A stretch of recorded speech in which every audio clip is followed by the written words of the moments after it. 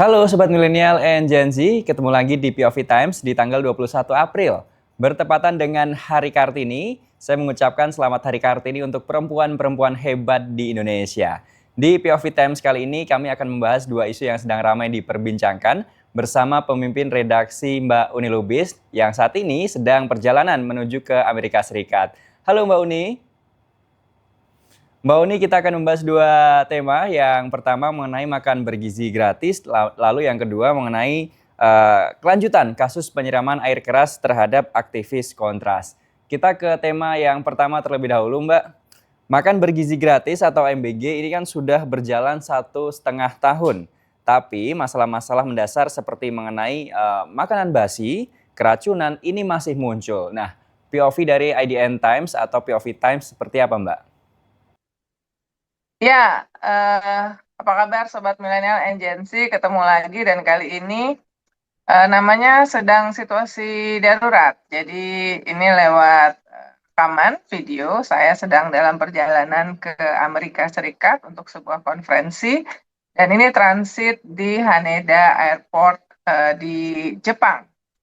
Jadi ini mestinya biasanya tayangnya hari Senin, tapi saya tadi seharian di perjalanan, jadi ini tayang tanggal 21 April dan kita biasa memperingati sebagai Hari Kartini. Karena itu memulai POV Times kali ini saya ucapkan selamat Hari Kartini, Hari Pemberdayaan Perempuan kepada semua perempuan Indonesia dan juga semua laki-laki dan siapapun yang mendukung perjuangan pemberdayaan perempuan. Semoga semuanya merayakan dengan spirit dan semangat yang sama. IDN Times selalu mendukung pemberdayaan perempuan dan bahkan kami punya program ini apa namanya Des Perempuan ya, Des Perempuan yang setiap kali memuat inspirasi-inspirasi dari perempuan di semua kalangan. Nah, seperti tadi pertanyaan pertama kan soal perkembangan MBG ya, makan bergizi gratis ini program prioritas nomor satu kalau menurut kami di POV Times, nomor satu oleh Presiden Prabowo, dan karena itu tidak ada yang bisa ganggu gugat meskipun belakangan memang sesudah banyak sekali kritik kepada uh, pengelolaan MBG, terutama besaran dana yang dialokasikan untuk program ini. Justru di saat situasi anggaran kita pasti terdampak, harus ada yang dialokasikan karena dampak dari situasi geopolitik perang Iran yang sudah berlangsung sejak 28 Februari, maka kemudian seperti yang berkali-kali dari awal diusulkan oleh banyak pihak termasuk para ahli, lembaga riset, universitas ya. Jadi bukan inflasi pengamat ya. Jadi bukan pengamat. Jadi hasilnya adalah riset. Kita juga dapat informasi bahwa Dewan Ekonomi Nasional juga menyampaikan input bahwa ini program mestinya ditujukan pada pihak-pihak yang benar-benar membutuhkan targeted. Jadi anak-anak penerima manfaat, ibu hamil, ibu menyusui di kalangan kelompok yang miskin dan membutuhkan. Jadi belakangan memang dikurangi ya, jadi 5 hari sekolah, tapi 6 hari tetap untuk di daerah tiga. Nah, kali ini ada assessment ya, ada assessment yang disampaikan oleh Komisi Pemberantasan Korupsi yang memberikan apa namanya 7 rekomendasi ya, setelah mengidentifikasi 8 potensi korupsi dalam program makan bergizi gratis. Jadi ini yang ngomong KPK, bukan orang-orang di pinggir jalan atau siapapun yang nanti bisa dituding sebagai antek Soros atau antek asing atau yang ingin menggagalkan program ini. Karena program MBG seperti program seperti MBG ini sudah banyak dilakukan di negara lain dan berjalan dengan baik, bertahap, lokal, tata kelolanya baik. Jadi tidak ada alasan juga untuk menolak sebetulnya kalau dilakukan di Indonesia. Yang dipersoalkan sejak awal adalah tata kelolanya. Dan program yang diluncurkan 6 Januari 2025 ini kan sudah berjalan menuju 1,5 tahun ya. musinya sudah menjadi lebih baik. Apalagi seingat saya waktu sesudah Presiden kembali dari UNGA 80 di akhir September tahun lalu, itu ada koreksi-koreksi dibentuk tata kelola baru, melibatkan lintas departemen dan lembaga yang sebelumnya tidak pernah ada, sehingga diharapkan pelaksanaan program berjalan dengan baik. Tapi sampai hari ini 1,5 tahun, persoalan-persoalan basic itu masih terjadi ya. Misalnya makanan basi, keracunan, itu masih terjadi, skalanya lumayan ya. Tentu kalau bisa dibilang, ada yang bilang, yang pembela presiden, 0, cuma 0,000, tapi kita tidak bicara 0,000 sekian, tapi kita bicara potensi yang membahayakan penerima manfaat eh, dari program atau proyek ya. Kami menyebutnya jadinya proyek ini. Karena bagaimana sudah ada yang joget-joget itu yang merasa mendapatkan 6 juta sehari ya, mitra yayasan. Jadi jatuhnya ini bukan program yang harusnya sosialnya lebih lebih menonjol ketimbang mendapatkan keuntungan dari para yayasan itu. Tapi kembali lagi ya, KPK ini KPK. Jadi bukan Soros tentunya. Jadi KPK mengatakan program MBG didukung alokasi anggaran besar yang meningkat dari 71 triliun pada 2025 menjadi 171 triliun pada 2026. Nah, besarnya skala program dan anggaran tersebut belum diimbangi dengan kerangka regulasi, tata kelola dan mekanisme pengawasan yang memadai sehingga menimbulkan risiko akuntabilitas, konflik kepentingan, inefisiensi serta potensi terjadinya tindak pidana korupsi dalam pelaksanaannya. Jadi memang akhirnya KPK buka suara ya di laporan akhir tahun 2025 bahwa ada 8 potensi korupsi di program MBG. Sebelumnya kan banyak masyarakat, para ahli, universitas, lembaga riset itu sudah menyampaikan hal yang sama, tetapi kali ini KPK langsung ya. Kedua, mekanisme bantuan pemerintah dinilai berisiko memperpanjang rantaian birokrasi, membuka peluang praktik rente, serta mengurangi porsi anggaran bahan pangan akibat potongan biaya operasional dan sewa. Ya, ketiga, pendekatan yang terlalu sentralistis dengan Badan Gizi Nasional sebagai aktor utama dinilai berpotensi meminggirkan peran pemerintah daerah serta melemahkan mekanisme pengawasan. Kan seperti tadi saya katakan, waktu di awal-awalnya jalan sendiri, BGN langsung kerjasama ya, jadi kontrak dengan yayasan-yayasan yang menjadi mitra. Baru sudah banyak sekali kasus, banyak kritik, kemudian ada lintas departemen dan lembaga, termasuk mewajibkan sertifikat eh, kesehatan ya, layak kesehatan SHLS, kan itu nggak diwajibkan nyatanya ketika di awal-awal itu dimulai. Kelima, transparansi dan akuntabilitas dinilai masih lemah, terutama dalam proses verifikasi dan validasi mitra, penentuan lokasi dapur, serta pelaporan keuangan. Bahkan Wakil Kepala BGN, Nani Deang, yang rajin sekali melakukan sidak-sidak, pemain galak, menemukan banyak hal, termasuk bahwa dapurnya itu dekat dengan kandang, ya, kandang hewan, ya. Artinya apa? Ketika dapur ini dimulai, pihak BGN tidak melakukan apa namanya ngecek dulu layak nggak nih dapurnya, ya. Itu fakta, dan fakta itu ditemukan oleh Wakil Kepala BGN sendiri yang baru masuk belakangan ke organisasi ya. Yang keenam, sejumlah dapur dilaporkan belum memenuhi standar teknis SPPG yang berpotensi berdampak pada keamanan pangan, termasuk kasus keracunan makanan. Ketujuh, pengawasan keamanan pangan dinilai belum optimal karena minimnya keterlibatan Dinas Kesehatan dan Badan Pengawas Obat dan Makanan. Kedelapan, belum terdapat indikator keberhasilan program yang terukur, baik jangka pendek maupun jangka panjang, serta belum dilakukan pengukuran awal baseline terhadap status gizi dan capaian penerima manfaat.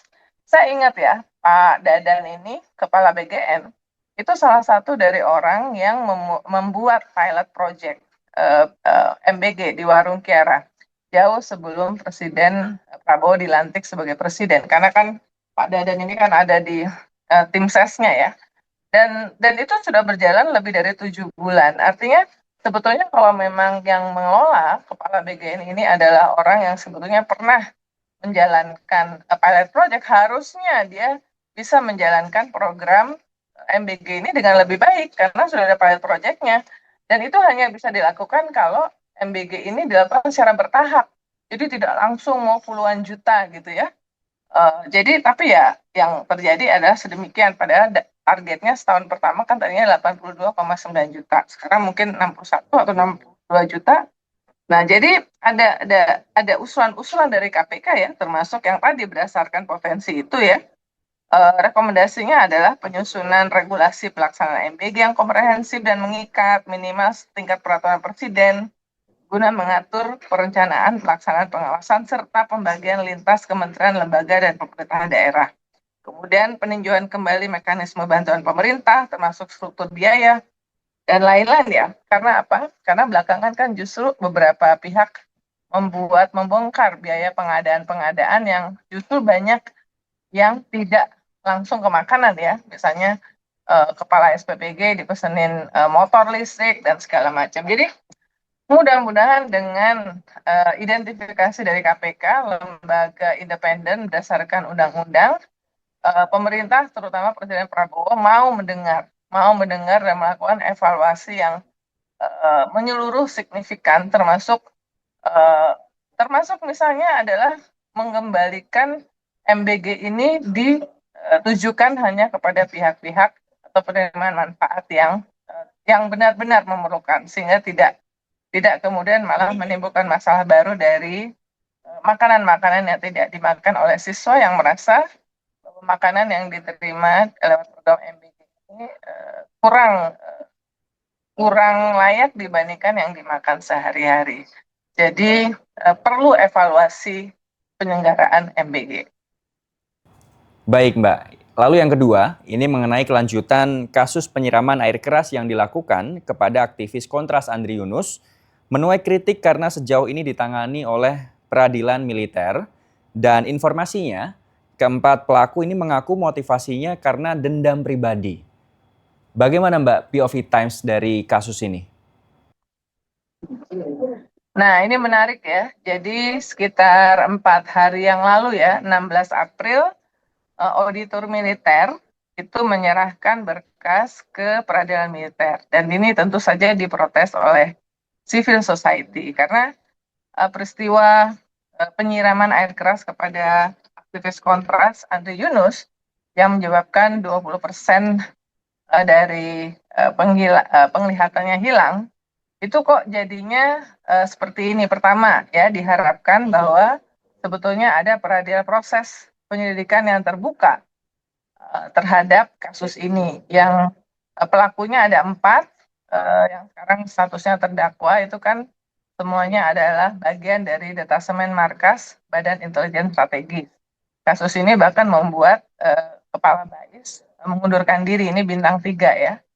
Nah, tapi kemudian ternyata apa yang diharapkan oleh banyak masyarakat bahwa peradilannya dibuat terbuka, karena sebelumnya juga polisi sudah sempat melakukan jumpa pers mengungkap siapa pelakunya ya, tersangkanya berdasarkan cek terhadap lebih dari 80 CCTV, tapi kemudian polisi belakangan menyerahkan kepada auditor militer lewat Puspom.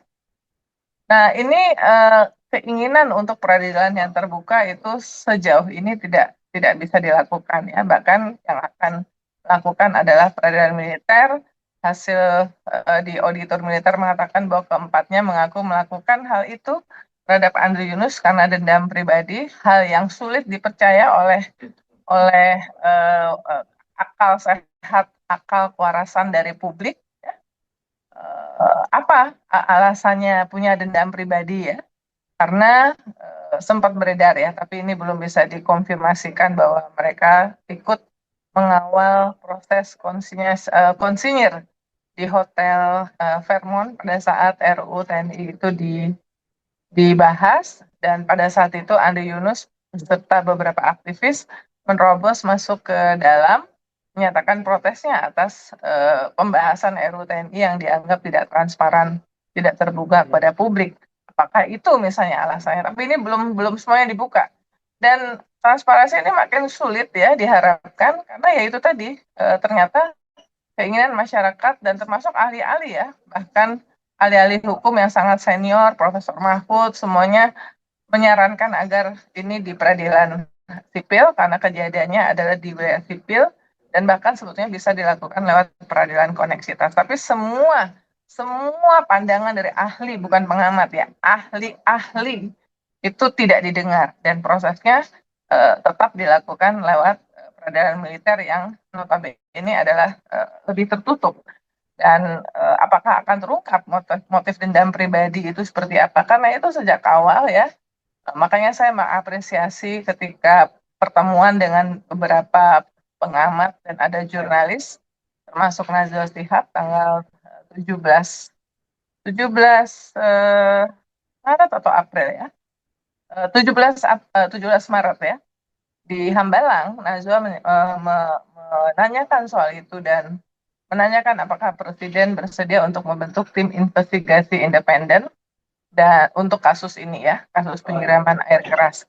Dan Presiden menjawab bisa dipertimbangkan, bisa dipertimbangkan. Tetapi dari kasus-kasus sebelumnya, ini yang sebetulnya saya maksudkan bahwa pada saat menjawab itu, Presiden kelihatan aslinya, bukan karena emosinya saat menjawab itu, karena bahwa Presiden Prabowo itu lumayan temperamental, kita sudah tahu semuanya seluruh Indonesia, video-video bagaimana pidato-pidato sampai menggebrak-gebrak podium itu sudah beredar dari tahun-tahun dari kampanye-kampanye Pilpres sebelumnya. Jadi nothing new dengan presiden yang temperamental, tapi bahwa Presiden Prabowo punya kecenderungan untuk menghindari dari pembentukan tim investigasi independen, tim investigasi gabungan yang independen, melibatkan pihak-pihak civil society ya, pihak-pihak yang di luar pemerintahan, di luar aparat, itu memang terjadi. Waktu Agustus ya, kerusuhan Agustus tahun lalu, kan ada 17-8 tuntutan rakyat, salah satunya kepada Presiden adalah meminta Presiden membentuk tim investigasi yang independen tentang siapa yang dibalik kerusuhan itu. Dan itu yang saya tanyakan ya pada saat itu tanggal 6 September di Hambalang. Tapi ya pada saat itu eh, tapi itu off the record ya, hanya 20 menit terakhir yang on the record ya, Presiden lumayan emosinya mungkin lebih besar ketimbang kalau sedang on the record. Tapi itulah sebetulnya yang aslinya itu adalah ada kecenderungan Presiden Prabowo, apakah karena pengalaman di masa lalunya pada saat masih di militer, Pak Pak Presiden ini cenderung untuk menolak eh, keinginan dari publik untuk pembentukan tim investigasi yang independen, gabungan, melibatkan non pemerintah, non aparat, sehingga diharapkan bisa menghasilkan konklusi dari kasus yang lebih terbuka, transparan, dan bisa diketahui oleh publik dan memberikan rasa keadilan kepada semua pihak ya, kepada masyarakat dan tentunya secara luas, tapi juga kepada para korban-korban dari tindakan-tindakan yang dianggap sebagai pelanggaran hak asasi manusia, karena dalam konteks ini adalah penyampaian pendapat itu dilindungi oleh konstitusi. Nah ini yang nampaknya terjadi dan disayangkan ya, disayangkan bahwa hal-hal seperti ini sangat bisa mengganggu nilai-nilai dari demokrasi, penegakan HAM yang terjadi di negara kita. Baik Mbak Uni, terima kasih banyak untuk episode kali ini. Kita ketemu lagi di POV Time selanjutnya. Saya Gilang Pandun dan Mbak Uni Lubis pamit undur diri. Terima kasih dan salam sehat selalu.